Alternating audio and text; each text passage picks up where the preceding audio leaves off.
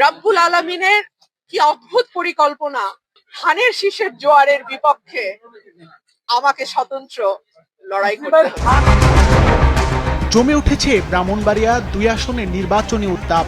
এ আসনে ১১ প্রার্থী প্রতিদ্বন্দ্বিতা করলেও মূল লড়াই হচ্ছে মূলত স্বতন্ত্র প্রার্থী ব্যারিস্টার রুমিন ফারহানা ও বিএনপির জোটভুক্ত জমিয়তে উলামায়ে ইসলাম বাংলাদেশের প্রার্থী জুনায়েদ আল হাবিবের মধ্যে।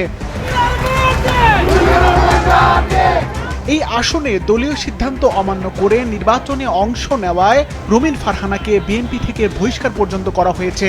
রুমিন ফারহানার মনোনয়ন জমা দেওয়ার পরদিন ৩০শে ডিসেম্বর বিএনপির সিনিয়র যুগ্ম মহাসচিব অ্যাডভোকেট রুহুল কবির রিজভী স্বাক্ষরিত এক বিজ্ঞপ্তিতে বলা হয়, দলীয় সিদ্ধান্ত অমান্য করায় রুমিন ফারহানা সহ ৯ জনকে দল থেকে বহিষ্কার করা হলো।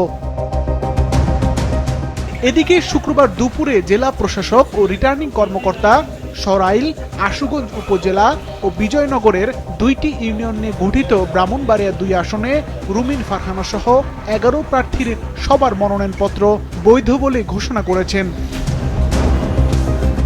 মনোনয়নপত্র বৈধ হওয়ার পর সাংবাদিকদের কাছে ব্যারিস্টার রুমিন ফারহানা বলেন, মনোনয়ন না দেওয়ায় দলের প্রতি তার কোনো কষ্ট বা ক্ষোভ নেই। দলের দুঃসময়ে বেগম খালেদা জিয়ার নেতৃত্বে তিনি রাজনীতি করেছেন বলেও জানান। এক একজন মুরব্বী আসেন, ওনাদের চোখে পানি, আম্মা আপনাকে জিততে হবে, আম্মা আমরা আপনাকে জিতায় জবাব দেব। এই যে মানুষের ভালোবাসা, এই ঋণ আমি কি দিয়ে পরিশোধ করব? আমি শুধু আল্লাহর কাছে এইটাই দোয়া করি, ওনারা যেই স্বপ্ন এবং আশা নিয়ে আমাকে ভোট দেবেন, আল্লাহ যেন আমাকে সেই স্বপ্ন পূরণ করার তৌফিক দেন। এই আসনে বিএনপি জোটের মনোনীত প্রার্থী জুনায়েদ আল হাবিব রুমিন ফারহানার সমালোচনা করে বলেন, তারেক রহমান তাকে মনোনয়ন দেওয়ার পর বিএনপির লোক হলে রুমিন ফারহানা এই আসনে প্রার্থী হতেন না। যদি বিএনপির হয়ে থাকে তাহলে বিএনপির জনাব তারুণীর অহংকার জনাব তারেক জিয়া সাহেব, উনি যে নমিনেশন দিয়েছেন আমাকে, এবং বিএনপির মহাসচিব সাংবাদিকদের সামনে যে ঘোষণা দিয়েছেন, এই ঘোষণার পরে যদি বিএনপি হয়ে থাকে তাহলে সেখান থেকে প্রার্থী হতে পারেন।